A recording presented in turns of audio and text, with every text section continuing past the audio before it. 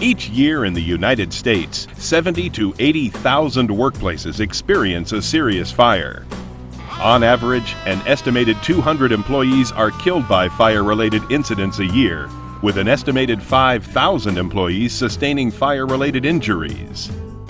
Fires in the workplace result in over $2 billion in property damage and loss. Recent studies reveal that only 15% of workplace fires result in a catastrophic failure of equipment. This leaves a staggering 85% of accidental fires started due to human error and behavior. By being proactive and having a simple fire prevention plan and program in your workplace, you can greatly reduce the risks of having a fire in your place of employment.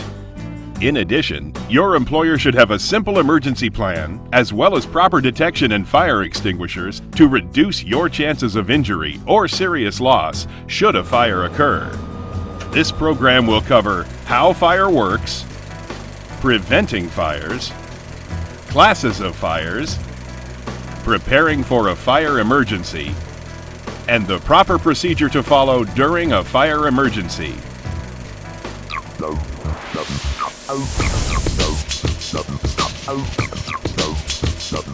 Fire is a chemical reaction between the three elements of heat, fuel, and oxygen.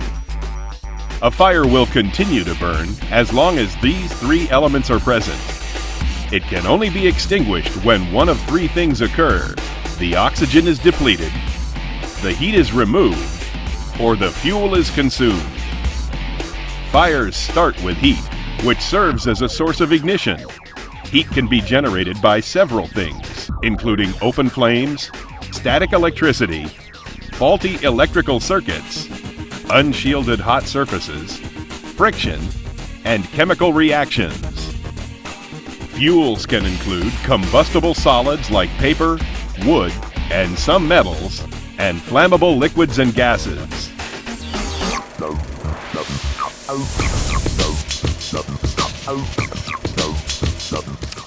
All places of business are required to have a fire prevention plan mandated by OSHA in accordance to Regulation 29 CFR 1910.39. This plan should be made available to all employees in writing if there are 11 or more people employed at your workplace.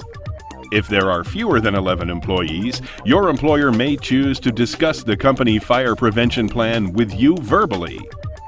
For a complete listing of the fire prevention plan requirements, please review the copy of the OSHA standard that accompanies this program.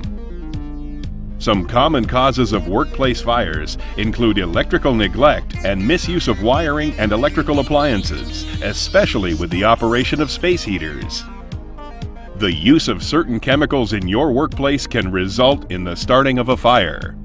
These chemicals include gasoline, fuels, paints, solvents, and manufacturing chemicals. Always use these chemicals in well-ventilated areas and keep them away from heat and objects that can create sparks. Job sites that involve welding, torching, or other tasks that emit sparks are at a high risk of being involved in a workplace fire. A common and often overlooked area to be aware of for fire prevention is your company's housekeeping practices. The accumulation of garbage and the improper storage of flammable substances can cause a fire in work areas or storage rooms. And finally, the discarding of cigarettes or smoking in inappropriate areas can lead to the breakout of a fire in your workplace.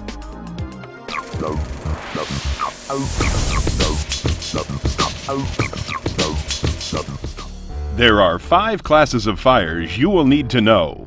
By knowing the difference between these 5 classes of fires will help you determine which fire extinguisher you can use. The 5 classes of fires are broken down into Class A, Class B, Class C, Class D, and Class K. A Class A fire is the most common type of fire. It includes the burning of wood, paper, cloth, many types of plastics, and rubber. A Class B fire is a combustible fuel fire. This includes flammable liquids, oils, greases, gases, tars, and oil-based paints. A Class C fire involves energized electrical equipment. This type of fire cannot be put out with the use of water. Electrical shock can occur. A Class D fire is the burning of flammable metals, including sodium, titanium, magnesium, potassium, and lithium. Like a Class C fire, a Class D fire cannot be put out with water. Water can actually accelerate the fire. The last class of fire is a Class K fire.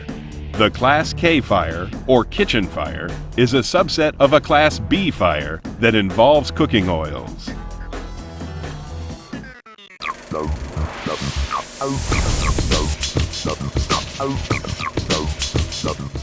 Fire and/or smoke alarms should be installed in all areas of your workplace. They should be regularly checked for proper operation. All exits need to be properly identified and never blocked or locked. Fire doors, those designed to close during a fire to prevent spreading, should never be blocked open so as to prevent them from closing in case of a fire. Your company is required by OSHA Regulation 29 CFR 1910.38 to have devised an emergency action plan. As with the fire prevention plan, this plan should be made available to you in writing if there are 11 or more employees at your workplace. If there are less than 11 employees, your employer can choose to discuss this plan with you verbally. For a complete listing of the emergency plan requirements, please review the copy of the OSHA standard that accompanies this program.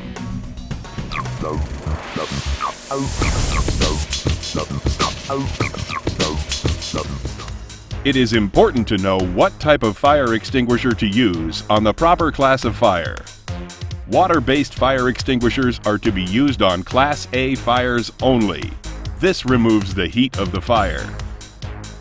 Dry chemical-based extinguishers are to be used on Class A, B, C, or K fires. This inhibits a chemical reaction. Carbon dioxide-based extinguishers are to be used on Class A, B, C, or K fires. The carbon dioxide removes the oxygen from the fire. Halogenated or clean agent-based extinguishers are to be used mainly on Class C fires, but can also be used to put out Class A, B, or K fires as well. These types of extinguishers also remove the oxygen from the fire. Metal X extinguishers are to be used on Class D fires. Your company should perform monthly inspections on its fire extinguishers. Be sure that all extinguishers are in the proper areas and are easily visible and accessible. It is important that you or someone within your workplace verifies that all extinguishers indicate the correct pressure for proper use. An annual professional inspection certified by your state's fire marshal needs to be completed. During this annual inspection, any maintenance needs to be completed according to the type and age of the extinguishers your company uses.